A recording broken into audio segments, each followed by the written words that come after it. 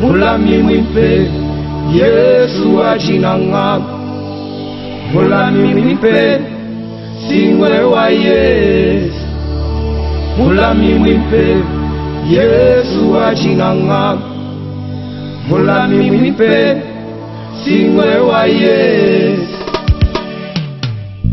Yesu ujimulami wanyu mumalu onsu njimukwata Yesu walu yeye mutamba balejibani Oh mulami mwepa Yesu ajinanga mulami mwepa utumalelu mulami wa bana bani mulami wa bitugani mulami singe wa Yesu tukubwiti wabwete musu bungala Yesu yo sente jamoyo ani wabwete musu bungala uji munzu sente jamoyo mabitalatala pachinda Yesu ngalujila mukuya wa moye matapanyi mwijila mwekapanyi bumuntu aso chinyi mwakupesha ebusente jwa moyo wanyi yeya aljane ngolo bifukibwa kujiyijenda jamane kwifra bifukibwa kujiyijama wejengeja jibenza na ubilamba mafuma kuji Yesu nemwalujila butumbi yekiwaka mona yona mukwata mitoto mwanda muteketa ujabalumba jende Yesu katuwenda mujila ya bantuto yautuwenda mubitekeleyo yamuinda mwanda muteketa wakujere moiweba elize kabongo wanye tukubwiti wabwete musu bungala uji munzu sente jamoyo weche ye wabwete musu bungala Yesu nsomba bakunda malema ye sente jamoyo bulami wa Yesu bobo kawena bubaba na babantu to mulami wa Yesu oh abwena bubaba na babantu bulami wa ye yo wa Yesu oh abwena bubaba na babantu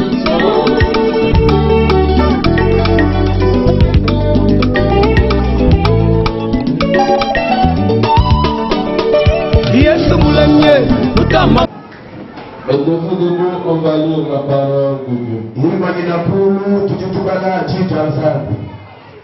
Jésus parcourait toutes les villes et les villages, enseignant dans les synagogues, prêchant la bonne nouvelle du royaume et guérissant toute maladie et toute infirmité.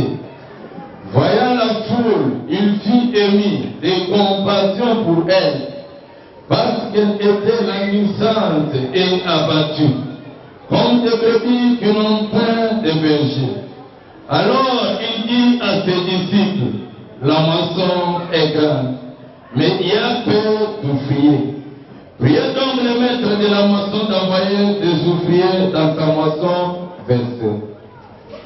Yesu uvuye mu misuku ne mu bimeno byose wenda ulongesha abantu munsi kuyabyakisangila ubamanisha kukenshi kulenga wakukalenga bwajuri uchigisha masama ne mabeli onse muna bantu bisumbu ne bisumbu musa kumukwata baba babapungila bakengakana bumikoko kayine mulana wambila ibaloni bendele gakuno wambivule adubano ipakesi lombaye tumuwa bujimi atuma benda muchimu ubujimi kwende amen Zambe mudulu abenesha kubala kwa jinasa. zambe nalola apa muna kutala liyo D'abord, bagaye si nous sommes pour le monde, mamana likabola ngila lubela natonga lelo la puissance de la compassion.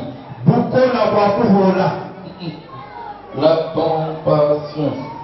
Lusa. bukola kwa lusa La compassion même elle est triste de l'éditer.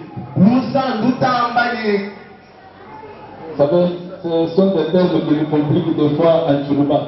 Quand on dit compatir, cela veut dire de partager les souffrances. Ok, lusa ndutambali kwa banyanga na tatoshi makere. Parce qu'en Chiluba, on parle toujours Lusa, Lusa. mais ce ne sont pas les mêmes termes. kasi na chiluba balobaka malameza ezokokana te. En français, on définit la compassion comme étant la sympathie. Na chiluba basoloba nani mawalokola donc oyokela mutu mawa. La compassion est une vérité. Moi, je peux interpréter ça. La compassion est une vertu par laquelle un individu est porté à percevoir ou ressentir la souffrance d'autrui et poussé à y remédier. Dans le dictionnaire, Na dictionnaire na balobate pokapwana pasi ezali mosala malamu to ezali malamu. Tangu mutu atana yango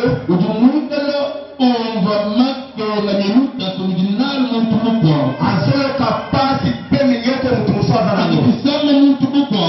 esala mutu musu pasi ezosala epe pasi kotelemela wana te oyo ezotinda epona pete yano na pasi wana. Tangu mutu azoloka douleur ya pasi na kati na ye akotelemaka mpona koyoka douleur ya pasi akokabwa na pasi na mutu musu aza na pasi pe aleki na ezaleli mpona kopesa yano na pasi na ye mpona moi uti bambangi lusa mutu moko ete lusa Il ne passe pas à l'action pour te sauver dans la difficulté où tu te trouves. akikenda mwakuheta kwita muchenzeli mwakuyaka kukwachisha muntu Il peut te voir souffrant. ulimwa kumona ukumona wewe La personne peut te voir toi souffrant. muntu ulimwa kumona wewe ukela Il peut te retrouver dans une difficulté. ulimwa kusana mutikela Il va te donner la tête. ulimwa kuwekesha mtu wewe Il dit ça fait pitié. wamebideza lusa Mais après tout, il passe. kati hanyi matesu Mais là où le pitié passe, kati mwako kilusa nivita la compassion, elle ne peut pas passer. lusa kamela mwakuita teshi chamanyana cha mashi chamanyana cha mashi La compassion, elle ne peut pas passer.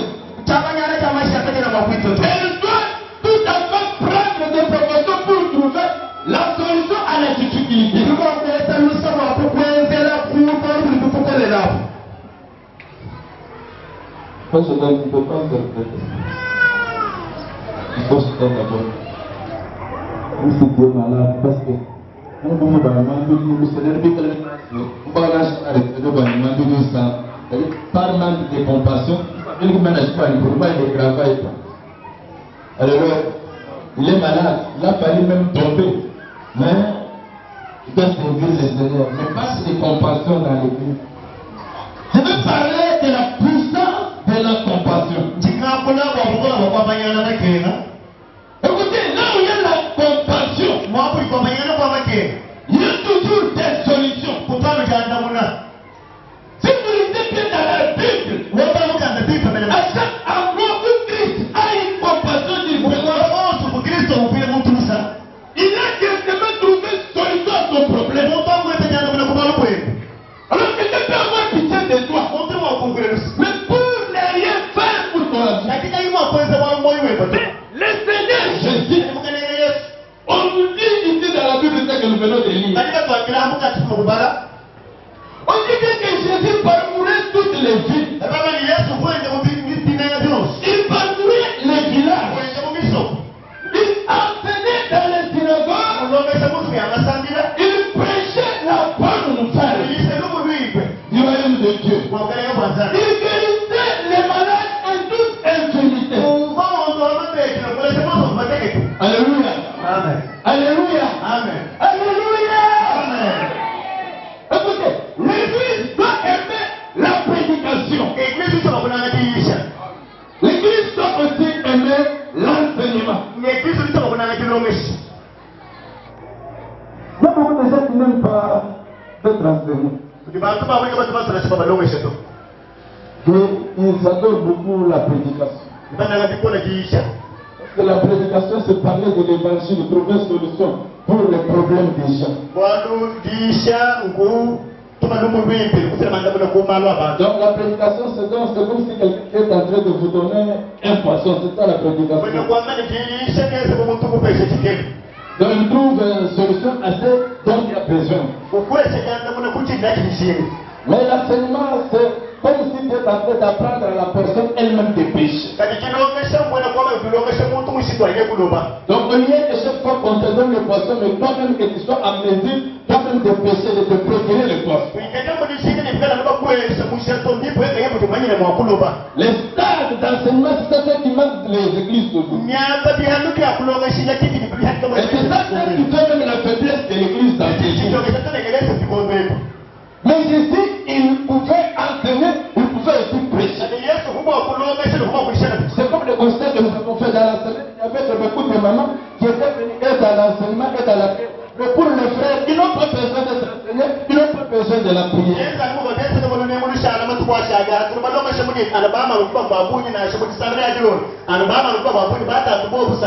Mais ce n'est pas ça notre problème. J'ai dit que compatir, c'est souffrir ensemble. C'est donc un amour pratique. Alléluia. Ce n'est pas un amour théorique ou bien un amour de parler, mais c'est un amour pratique. Jésus, quand il parcourait les villes, il pouvait prêcher. Il ne se limitait pas à la prédication. Quand il trouve la personne malade, cette personne va être guérie. Il trouve une personne infirme. L'infirmité la doit quitter. Même ce matin encore, il faut que le Seigneur ait une compassion de toi. Il a compassion de ta vie. L'infirmité t'a quitté la vie. Il a compassion de ta vie. Il a compassion de ta vie. La maladie va te quitter. Alléluia.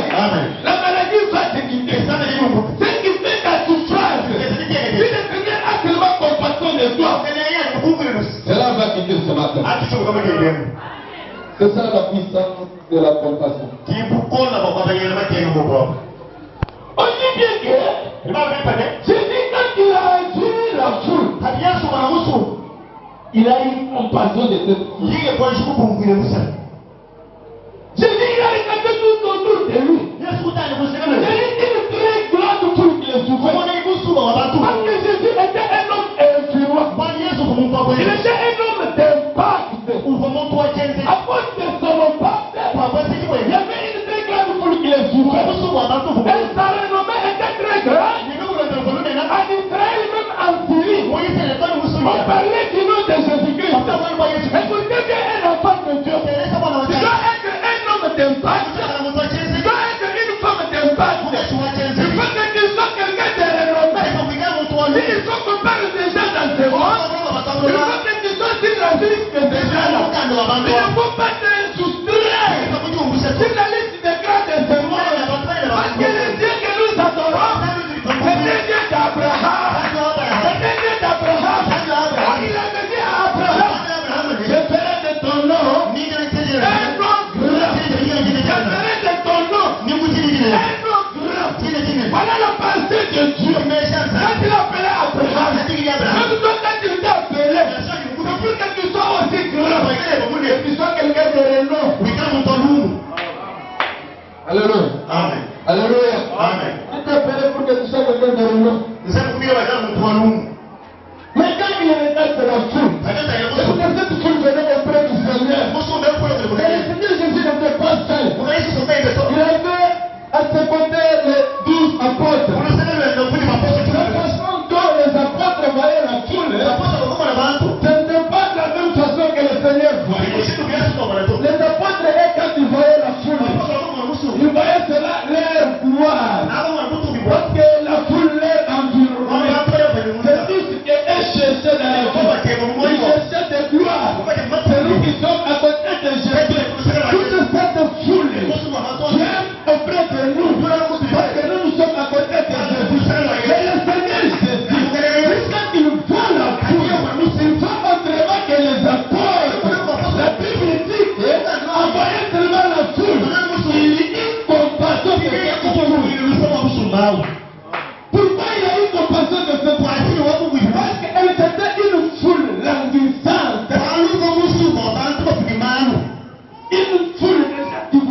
fait. Jésus a eu pitié fait. Parce que la foule était languissante et abattue. Vous savez, nous qui sommes des hommes, je peux te voir ce matin. Parce que peut-être Dieu est bien habillé. Parce que peut-être Dieu apparaît, Dieu a une apparence qui est bonne. Mais je ne connais pas ce qui se trouve à l'intérieur de ta vie. Je ne connais même pas ta souffrance.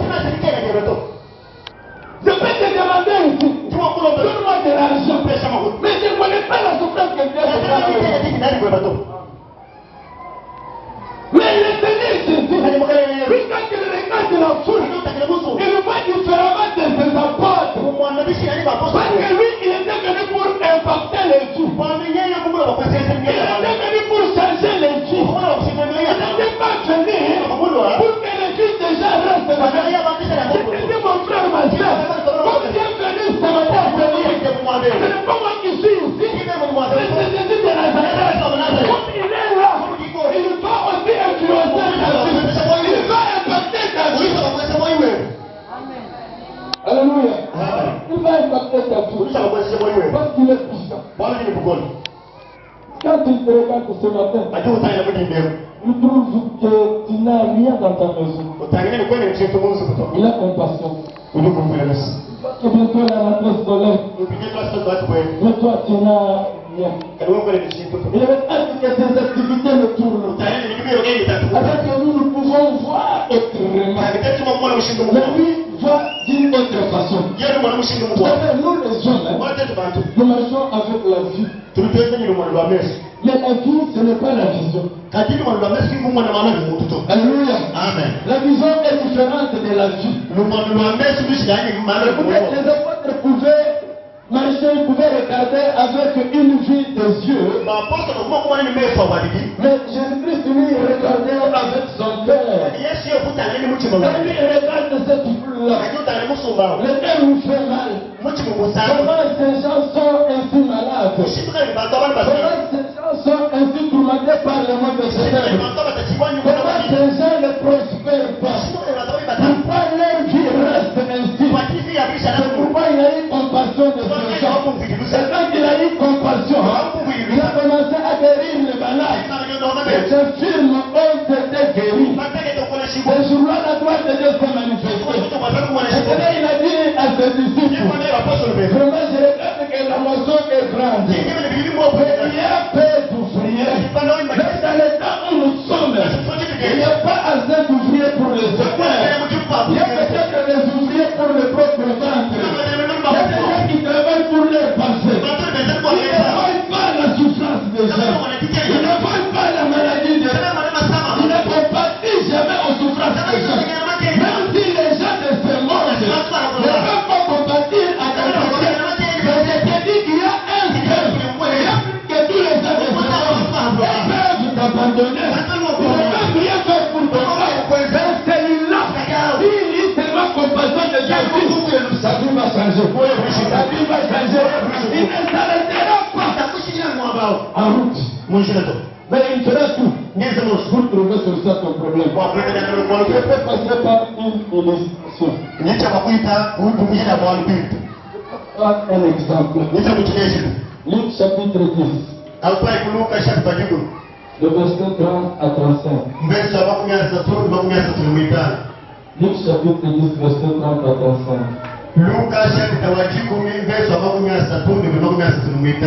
Je lis au nom de Jésus. Vous savez qu'il y a des gens dans la salle. Je dis, je lis au nom de Jésus. Le lendemain, il dira deux derniers, les donnant un autre et dit, oh non, je peux commencer à partir de 35. Oui, je vais commencer à partir de 35e verset. Vous savez que c'était Matthieu dont je lis auparavant. Jésus reprit la parole et dit, un homme descendait de Jérusalem à Jéricho. Il tomba au milieu de brigands qui le déplièrent, les chargeaient debout et s'en allèrent, les laissant à demi morts.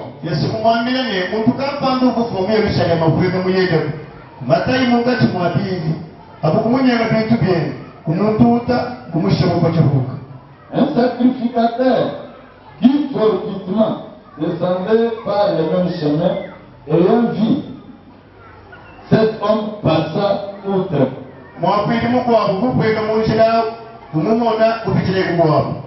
Mais un Samaritain, il voyageait. Oui, j'ai passé un côté. Un Lévite qui arriva aussi dans ces lieux, l'ayant vu passa outre. Mais un Samaritain qui voyageait, étant venu là, fut ému de compassion lorsqu'il le vit.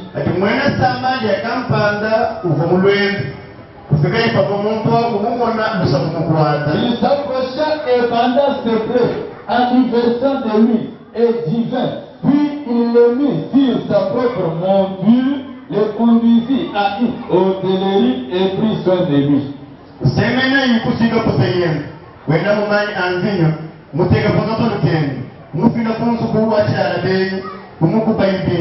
Le lendemain, il tira ses deniers, les donna à l'autre, et dit, elles sont de lui, et ce que tu dépenseras de plus, je te les rendrai à mon retour.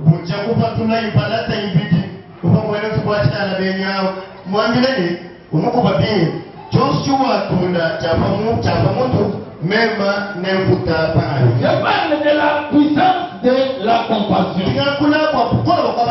Écoutez, on nous parle d'un livre sélectionné qui parle de cette parabole. Il dit qu'il y avait un monsieur. Ce monsieur qui était Jérusalem, mais il se rendait vers Jéricho. En allant vers Jéricho, il s'est croisé avec les brigands dans son chemin. Et ces derniers l'ont frappé à demi-mort. Ils ont ravi tout ce qu'ils détenaient. Et l'ont laissé sur le chemin. Cet homme quittait Jérusalem, mais il s'est rendu vers Jéricho. Vous savez beaucoup d'accidents que vous avez dans votre vie. Les mauvais jours que vous trouvez dans votre vie. Parce que vous avez l'habitude de quitter Jérusalem pour descendre vers Jéricho. Alléluia. Amen. Vous savez, Jérusalem, c'est la ville du Seigneur. C'est la ville sainte de Dieu. On peut dire que c'est ça, la maison de Dieu. C'est là où il y a une bonne protection. C'est là où il y a le regard de l'Éternel. Mais beaucoup de gens quittent Jérusalem. Ils descendent vers Jéricho. Alors que Jéricho, c'est une ville qui a été maudite. Vous vous souvenez quand Josué et ses serviteurs avaient détruit Jéricho? Ils avaient maudit cette ville. Ils ont dit qu'ils vont se lever pour bâtir Jéricho. Quand ils posent seulement le fondement, que son premier fils ou bien qu'un fils puisse mourir. Et quand il va terminer à placer la dernière porte, que son cadet puisse aussi mourir. Donc Jéricho, c'est une ville où il y a la mort. Parce que c'est une ville qui est maudite. Et quand elle souffre toi, il vit dans une sécurité de Dieu. Il se dirige vers les endroits de mort. C'est pourquoi tu vois souvent les brigands sur ton chemin. Mais si tu marches à ne pas aller dans les lieux de mort, tu ne croiseras jamais les brigands dans ton chemin.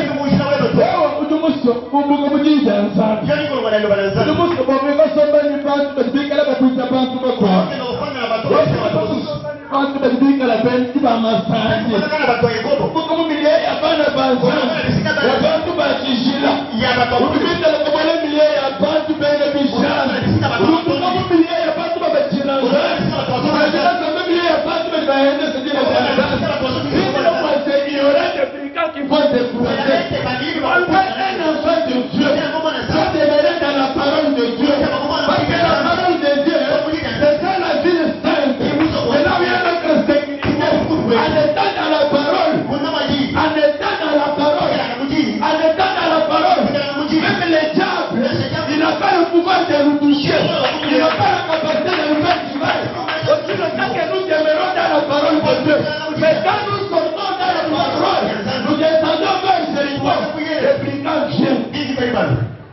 et détruisent la vie. Pourquoi beaucoup de commerces sont détruits? Et pourquoi beaucoup de gens aujourd'hui vivent dans la souffrance?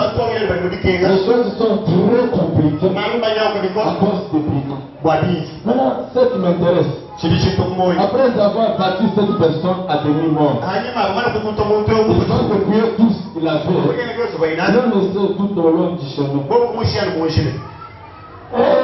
Tout un coup, un sacrificateur. Alléluia. Répète avec moi, moi Widi.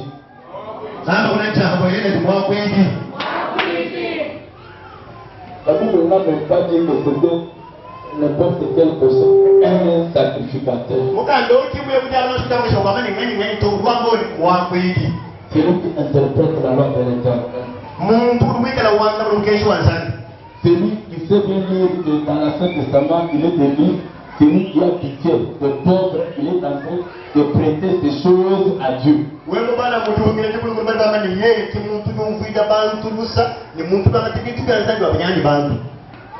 Non, il n'a pas interprété ce que c'est. La Bible dit, celui qui a pitié des pauvres et des malheureux,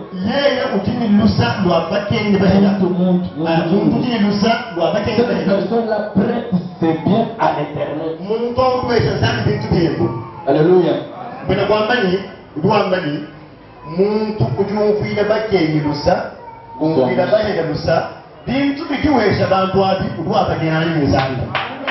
C'est un verset biblique que les sacrificateurs connaissaient bien. Et c'est lui-même qui a enseigné ça au temple. Quand il se trouve dans les chemins, il trouve un monsieur bâti à mort. Mais la Bible dit que le sacrificateur passa outre. Il a fait semblant comme si rien n'était.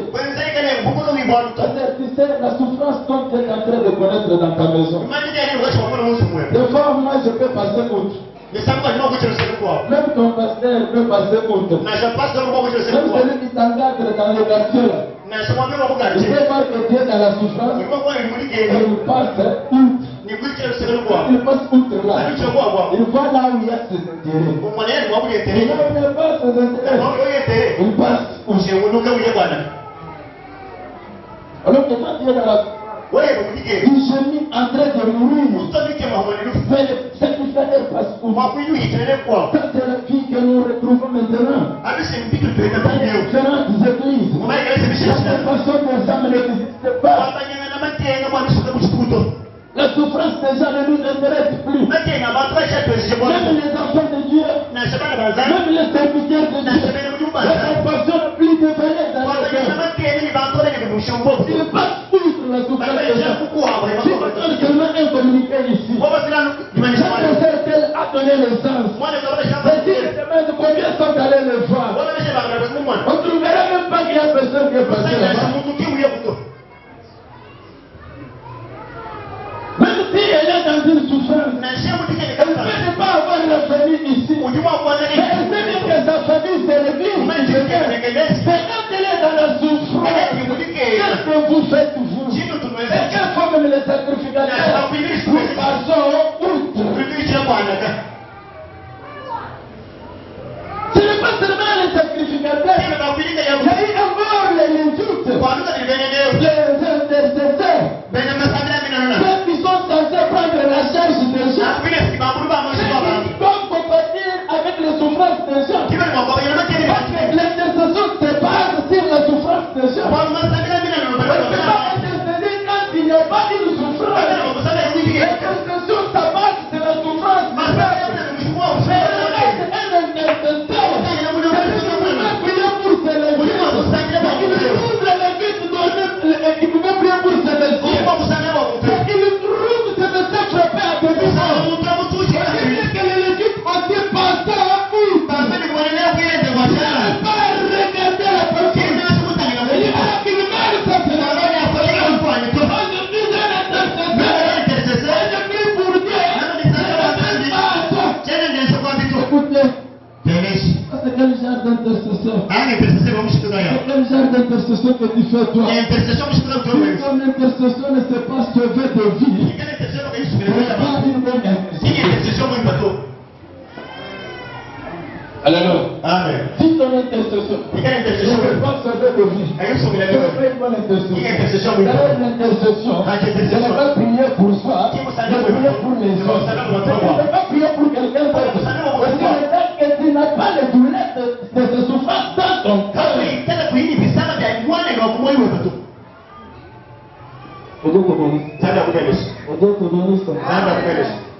Église du Seigneur. Comment la compassion a été déjà ôtée au milieu de nous. Les gens sont devenus insensibles. J'oublie que la compassion a une puissance qui délivre. Toi, les Lévites, les pasteurs, même les sacrificateurs, il y a eu le temps du bon samaritain.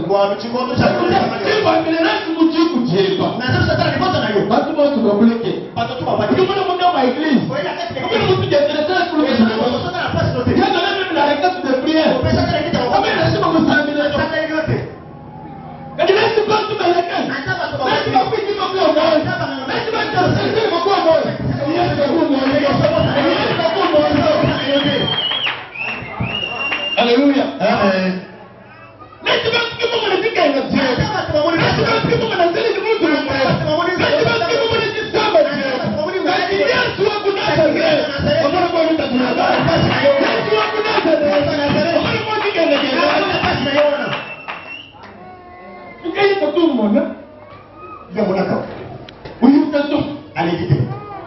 Alléluia. Amen. Mais quand il voit la souffrance, il ne pense pas. On dit que le Seigneur parcourait des villes, il parcourait des villages, il faisait du bien aux gens, il guérissait les malades, il guérissait toutes sortes d'infirmités. Voilà le cœur de compassion. Là, il y a un cœur de compassion. On ne peut pas laisser les malades à leur propre triste sort. On partit ensemble avec les malades. Quand il y a quelqu'un qui vous souffre, cette souffrance-là devient la vôtre. Et tu prends maintenant les proportions de trouver sur le pas même celui qui vient de partir. Peut-être une âme pour du cher devant la face de Dieu. Très cher devant la face de Dieu. C'est très important que le recherche en toi.